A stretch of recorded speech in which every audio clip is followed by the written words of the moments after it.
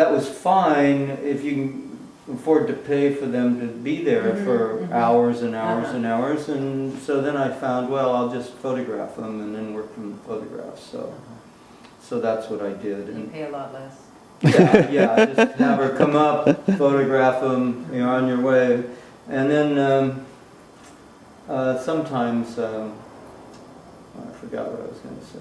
Oh, and then sometimes I'll paint a live model, just to keep my chops up, But I don't like them to look like photographs. I don't want them to be photorealistic. So at a certain point, I get rid of the photograph, and I just use it to, sort of to get the correct anatomy and then the shading, and then I get very involved in the color and application of color and. I love how you use the blues and so many colors on the skin palette. Yeah, I think it's important because we really do have all those colors on our skin, and it's what really gives the painting life and beauty and creates the space, because you're trying to create the illusion of three-dimensional space on a two-dimensional surface. And if you just use shading from dark to light, all the same analogous colors, they end up looking flat, like a billboard or something. And so, in other words, you have to get warm and cool, and then this creates space because you have contrast then. So, essentially, what you're doing is painting the space between you and the canvas, because you're trying to get things to move back and forth in space. So that's what you're doing. I didn't find that out till much later. But I had a good teacher. About that next time I had a good teacher when I first started painting, and she said it's all warm and cool colors, warm and cool. And she kept stressing that, and it just stuck in my head. I like that. Yeah, because that's your contrast, and it works. It works, and people love the work. So I guess you're really going to be busy for the next while with your retrospective, but is there something else you're working on right now that you want to share? Or? Good grief, is this just from your palette? I love this. Yeah. That is so awesome. Well, at the end of the day, I'll take something like this, oil, and I just put it up there. And this is 20 years. Wow. I'm thinking it'll be fun to saw it's so this. Organized. Look how beautifully you have your brushes all laid out, and I guess you take very good care of your brushes. Oh, I think I'm very messy, and That's interesting. I mean, some artists do everything is really neat and clean, but with me, no, not at all. Everything is kind of messy. Now she's a model. I painted her from life. And incredible eyes. Yeah, that's her eyes. That's how she was. Laura, there's a nude of her over there, and I painted that from life too. And it was really fun to do that, and have her there and just paint. Now I noticed. Okay, so I've seen. I don't see a lot of round canvases here, but several of your trapeze pieces. I love those pieces. The round canvases. Oh yes. Why do you choose round versus square? Square, because I mean I understand this and you explained a little bit, but the round ones, what would you put on a round canvas versus a square canvas? I've done quite a few canvases actually round, mostly the flower paintings and stuff, or the snails. I did the snails on round canvases. Tell us about the snails. Well, the snails are one of your totem animals? Well, actually, they are kind of a wonderful symbol. It's funny, but I came out of my house one day and there was a snail, and I almost stepped on him, and I picked him up and I looked at him and he stuck his head out and he went all around. And I could kill this guy, just by going. And he doesn't, he's just totally, humble. And I thought, wow, you really are beautiful. And I looked at his shell, and it's brown. Everybody thinks beautiful is a lot of color, but the browns were amazing. And I looked at the little spiral, how it goes to infinity, and So I took him to the studio with me that morning, and I started painting him. And, you know, I kept him in a little jar for a while, and then I let him out. Yeah, I fed him, and then I let him out, and after a day, he didn't seem happy in there, so I took him out. How could you tell, I wonder? I took him out, and then I found shells in the yard that were empty, and I took those and mounted them. And Didn't torture any poor little no, snails. no, and then I mounted them, and then after I did, whoa, let's see, oh, I can't reach it. There's one up there. Oh, I see snail. Yeah, and I made a little snail. Snail And, Aw. Ode to a snail. With clay That's cool. and a thing, yeah, and then once you do one, you understand it, and then I could do the rest all out of my head. So they're all over. There's one down in the corner, yeah. that card there at Tops, and they showed the snails and. I like the panos. Great. Oh, and this is the monks. Yeah, that's the first show I did of the monks. The one I saw, the picture I saw, they were all in a... In a circle, kind of, you're in the middle. Yeah. Yeah, that's in the book. Really intense. Yeah, that's in this book. This show. Yeah, This that was must at have the been Fresno Museum. And you walk in and you walk in and then you stand in the middle of the floor and they're kind of all around you looking at you. It's got to be confrontive for people. You And know, I mean, people were so affected by it that some of them were in tears actually. Yeah, I was in And- tears looking at the pictures, but I can imagine actually being there in person, it's even more impactful. I got more, positive feedback on this show than anything I've ever done. And, I think it's because it's not about me and my art and my paintings and what I'm doing, it's about something so profound and so, amazing that that was the beauty of it, that show. This was a proposal for the airport, a sculpture. It was going to hang in the lobby where the tickets were. Which airport? And San Luis Obispo Airport. Oh, wow. And then these were like Oh.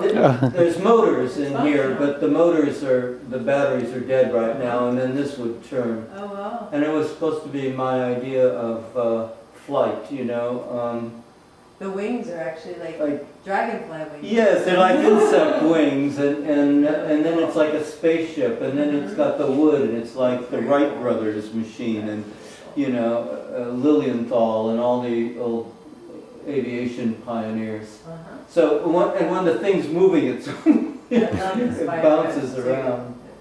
Oh yeah, I know. I love And it this. goes with it. I love this little piece. So I don't think you're supposed to ask this of artists, but do you have a favorite Painting. piece?